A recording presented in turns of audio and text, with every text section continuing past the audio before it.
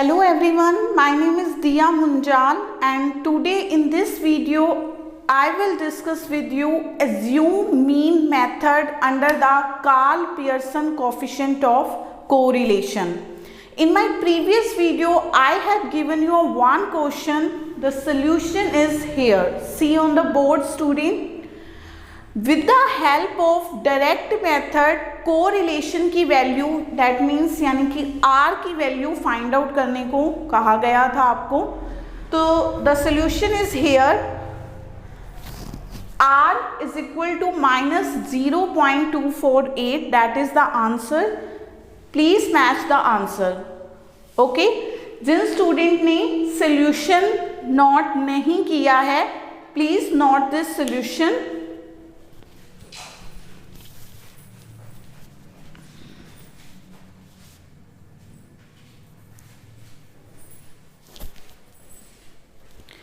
Okay, after discussing the direct method, we are moving to the assume mean method. Okay, assume mean method कुछ भी difficult नहीं है student. If you understand the direct method, the assume mean method is not difficult for you. Okay, let's start. इसे मैं rough कर देती हूँ.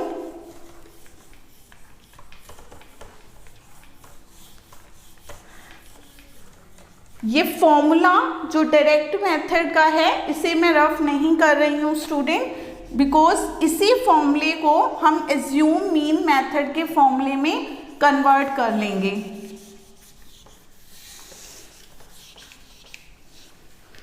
कैसे? What is the assume mean method? आपको क्या करना है? कुछ भी नहीं करना. ये जो x है ना, ये जो x है, इस x के प्लेस पर हम क्या पुट करेंगे? dx. x के प्लेस पर आपको क्या लेना है? dx लेना है. हम बात कर रहे हैं स्टूडेंट एज्यूम मीन मेथड की. एज्यूम मीन मेथड से कोरिलेशन कैसे फाइंड आउट करते हैं आज हम इसके ऊपर डिस्कशन करेंगे. ओके, x के प्लेस पर dx को यूज करना है एंड y के प्लेस पर dy को यूज करना है. ओके, यानी कि अगर मैं इस फॉर्मूले को एज्यूम मेथड में कन्वर्ट करूं तो कैसे होगा? r is equals to first of all n आ जाएगा, then sigma dx into y के जगह पर पुट कर देंगे dy. Okay, minus sigma x यानी कि सिग्मा dx. सिग्मा y की जगह पर आप ले लेंगे सिग्मा dy. सेम नीचे भी हम इसको चेंज कर लेते हैं. n under root sigma x की स्क्वायर की जगह क्या आ जाएगा? dx का स्क्वायर माइनस सिग्मा dx का होल स्क्वायर. यानी कि मैं सिंपल क्या कर रही हूँ स्टूडेंट? x के प्लेस पे dx एंड y के प्लेस पे dy को पुट कर रही हूँ.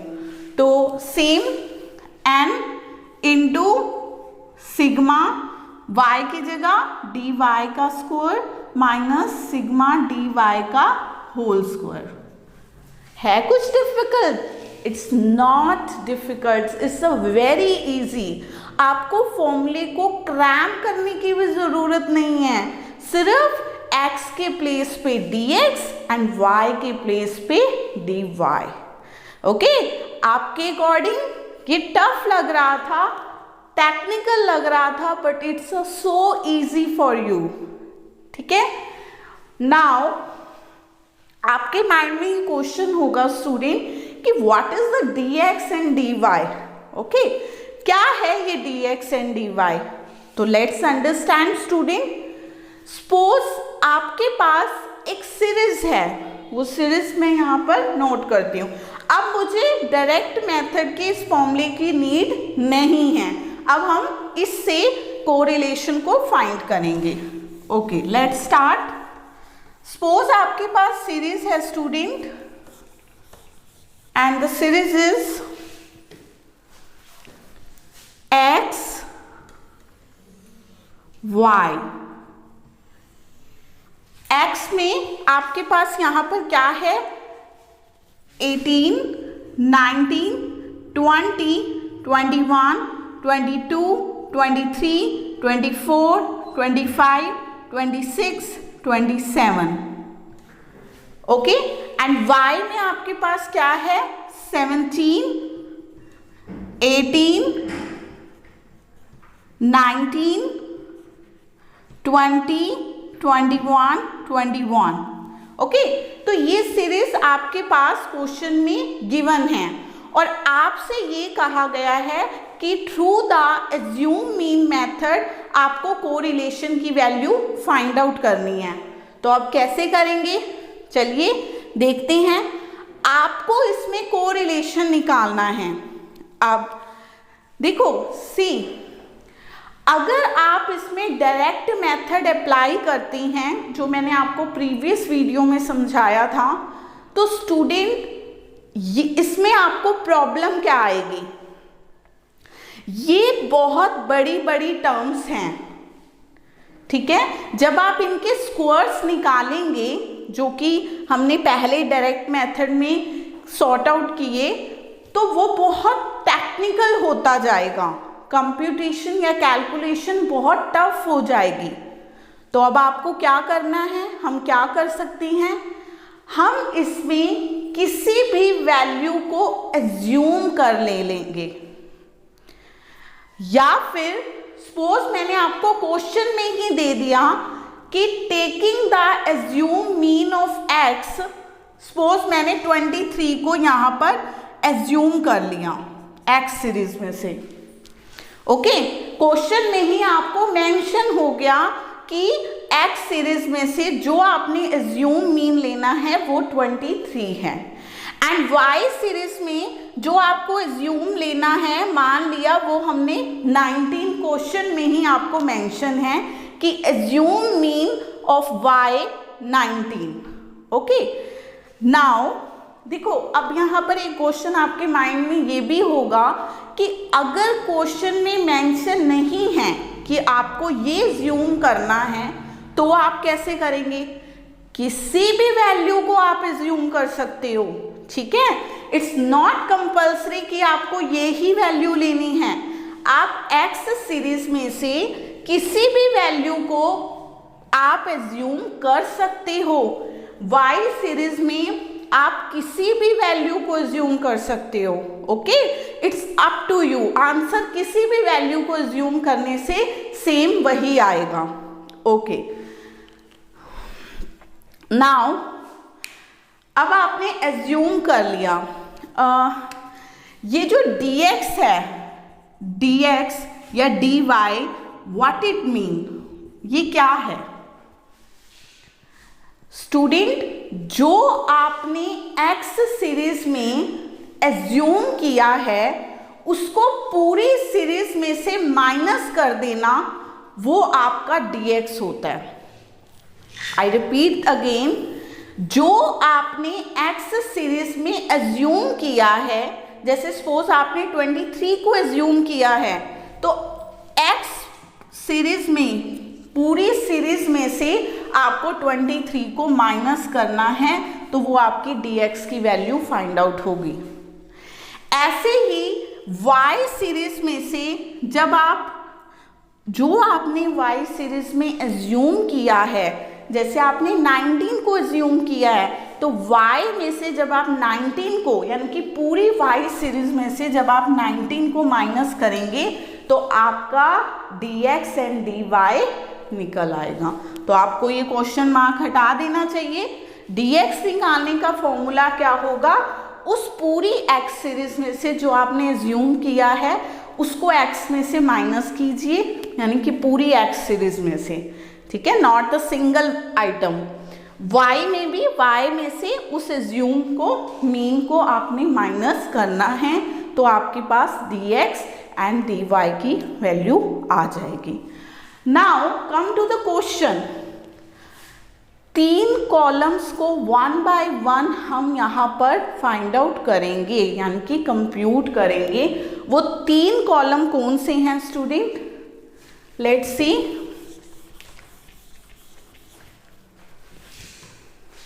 dx, ओके, dx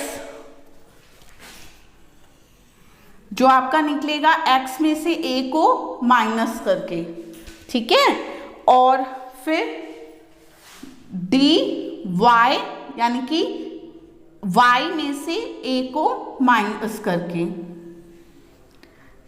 dx का स्क्वायर, dy का स्क्वायर और dx इंटू dy। मतलब तीन कॉलम मैंने इसीलिए कहे बिकॉज दैट्स मोस्ट इंपॉर्टेंट, जो आपको आगे फाइंड आउट करनी है। पहले आपको dx फाइंड आउट करना है स्टूडेंट, फिर आपको dy फाइंड आउट करना है, फिर dx का स्क्वायर फाइंड आउट करना है, फिर dy का स्क्वायर, dx इंटू dy। तो चलिए स्टार्ट करते हैं। सबसे पहले हमने यहाँ पर लिया dx यानी कि x माइनस में a क्या है आपका? एज्यूम मीन जो आपने लिया था वो आपका क्या है स्टूडेंट? 23, या क्वेश्चन में ही मेंशन है, तो a आपका क्या है? 23। तो 18 माइनस 23 आपका क्या आ जाएगा? -5, -4, -3, -2, -1, 0। इसी तरह से आपकी नीचे वैल्यू आ जाएंगी 1, 2, 3, 4। ओके, तो ये आपका dx फाइंड आउट हो जाएगा। इन द सेम वे यहाँ पर y में आपने एज्यूम क्या किया था? 19, तो आपको 19 को सब में से डिडक्ट करना है, तो आपका क्या आएगा? -2, -2, 18 माइनस 19, -1, 0, 19 माइनस 19 0, फिर again 20 minus 19 1, 21 minus 19 2 and again 2। ठीक है, सही जा रहे हैं स्टूडेंट? चलिए अब आपको क्या करना है स्टूडेंट, ये जो dx है इसी का स्क्वायर करना है। तो ये कैसे होगा? -5 का स्क्वायर क्या होगा? 25, -4 का स्क्वायर क्या होगा? 16, 9, 4, 1, 0, 1, 4, 9, 16। ठीक है, कुछ गलत तो नहीं कर रही कैलकुलेशन में? चलिए अब बात करते हैं dy की। dy का स्क्वायर कैसे होगा? -2 का स्क्वायर 4, 4, 1, 1, 0, 0, 1, 4, 4। ओके, नाउ अब हम क्या करेंगे, ये जो dx है और ये जो dy हमने फाइंड आउट किया है कॉलम, इसको हम मल्टीप्लाई कर देंगे। तो कैसे? -5 इंटू -2 10, 4 इंटू 2 8, 3 इंटू 1 3। ये जो माइनस है ये माइनस माइनस प्लस हो जाता है। इन द मैथमेटिक वे में आपको पता होगा कि माइनस और माइनस जब मल्टीप्लाई होते हैं तो वो पॉजिटिव हो जाता है। -2 इंटू में -1 2, -1 इंटू 0 0, 0, 1, 4,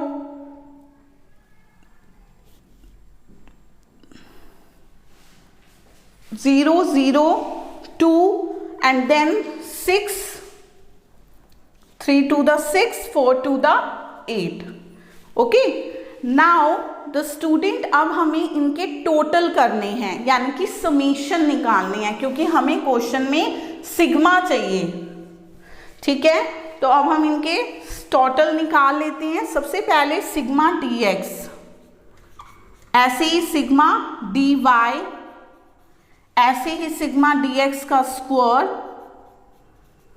सिग्मा dy का square, sigma dx into dy। Okay, sigma dx का टोटल आप जब करेंगे स्टूडेंट तो वो आपका क्या आएगा?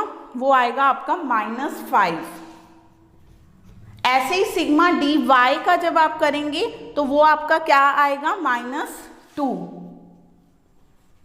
सिग्मा डी एक्स का स्क्वायर अगर आप करती हैं तो वो आपका आएगा 85।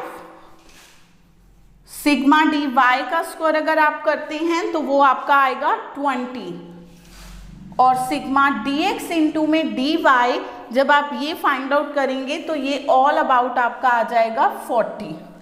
तो अब मैंने क्या किया, इन सब के टोटल्स फाइंड आउट कर लिए हैं। बस कुछ भी नहीं करना, इस फॉर्मूले में जो हमने डायरेक्ट मेथड से ज़ूम में कन्वर्ट किया था, इस फॉर्मूले में हम इन वैल्यूज़ को पुट कर देंगे। एन का मतलब होता है student number of items. Okay, तो एन यहाँ पर कितना है, 1 2 3 4 5 6 7 8 9 10। तो एन की वैल्यू कितनी है, 10। तो आपने यहाँ पर वैल्यू क्या लेनी है, 10। ओके, चलिए फर्स्ट ऑफ ऑल मैं इन वैल्यूज़ को यहाँ पर उतार लेती हूँ स्टूडेंट। एन की वैल्यू 10 है, सिग्मा डी एक्स आपका -5 है, sigma D Y -2, sigma D X का स्क्वायर 85, सिग्मा डी वाई का square 20 and sigma D X into D Y is equal to 40। Value हमने उतार ली है, टेबल की अब हमें नीड नहीं है, तो हम सीधा फॉर्मूले में इसको अप्लाई करना स्टार्ट करते हैं। स्टूडेंट कोरिलेशन आपको टेक्निकल लगेगा but it's not too much technical, बस आपको थोड़ा सा अपने कॉन्सेप्ट्स को क्लियर करना है। ओके,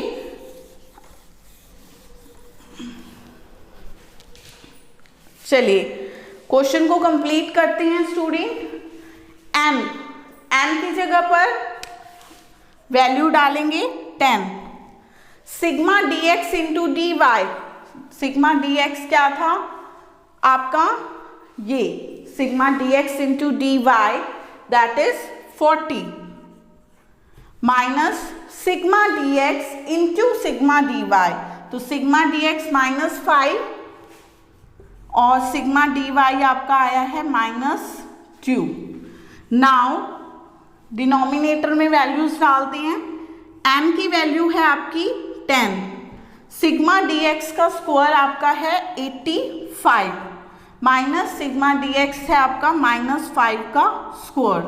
सेम एन है आपका 10, सिग्मा डी वाई का square 20 minus sigma D Y यानी कि -2 का स्क्वायर।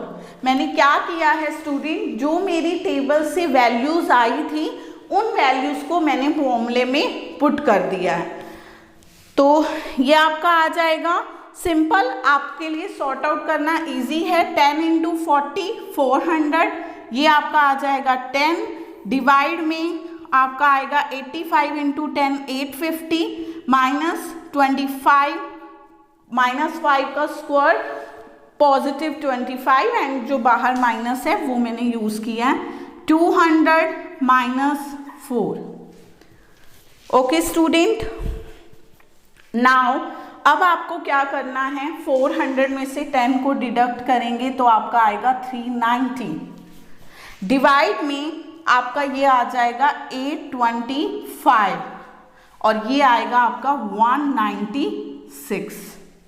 ओके स्टूडेंट, इसको आपने सॉर्ट आउट करना है। 825 का अगर आप रूट करते हैं स्टूडेंट तो वो आपका आएगा 28.72। आप कैलकुलेटर का यूज कर सकते हैं when you will be given, जब भी आप स्टैट्स का पेपर देंगे।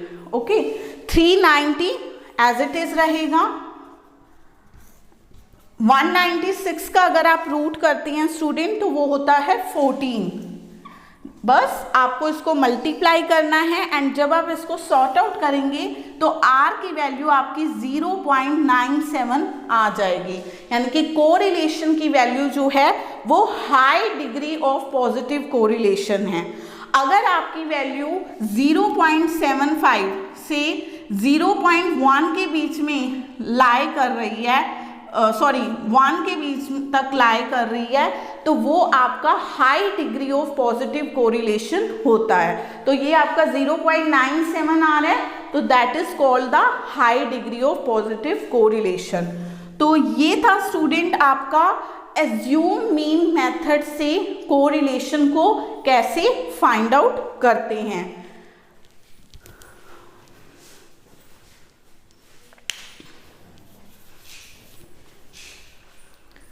होप सो आपको direct method and assume mean method, Karl Pearson of coefficient of correlation में दोनों जो ये मेथड्स हैं वो क्लियर हो गए होंगे। That's all about for today. Thank you students.